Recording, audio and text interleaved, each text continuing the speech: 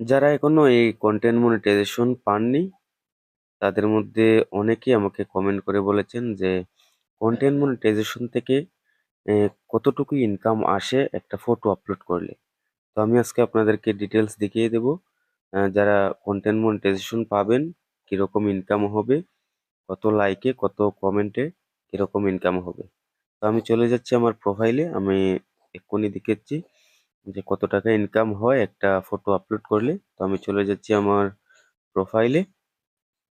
তো প্রোফাইলে যাওয়ার পর আমি একটা ফটো আপলোড করেছিলাম, তো আমি এই ফটোটাতেই দেখাচ্ছি যে কত টাকা ইনকাম আসছে।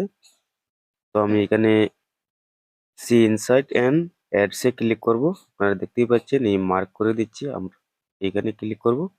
তো এখানে ক্লিক করলাম, এখানে ক্লিক করার পর সব ডিটেলস কিন্তু আমার এখানে চলে আসছে। তো আপনারা দেখতেই পাচ্ছেন এখানে আমার ভিউজ হচ্ছে ৯,৩২৬। ৯,৩২৬ জন কিন্তু আমার এই পোস্টটা দেখেছে এবং আমার ইনকাম আসছে 15 সেন্ট। আর এঙ্গেজমেন্ট হচ্ছে 755।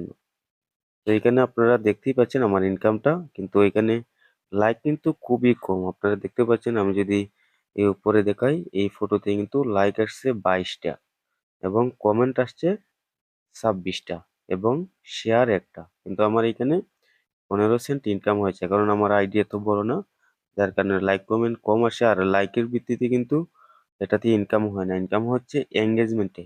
আপনারা এখানে আবারও আপনাদেরকে দেখাচ্ছি, এই যে দেখছেন 755, এটা হচ্ছে এঙ্গেজমেন্ট, যার কারণে লাইক ডিপেন্ড করে না, শুধু এই এঙ্গেজমেন্টের কারণে কিন্তু ইনকাম বেশি হয়।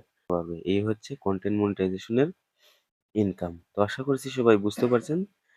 যারা কন্টেন্ট মনিটাইজেশন পাবেন তারাও সহজেই বুঝতে পাবেন।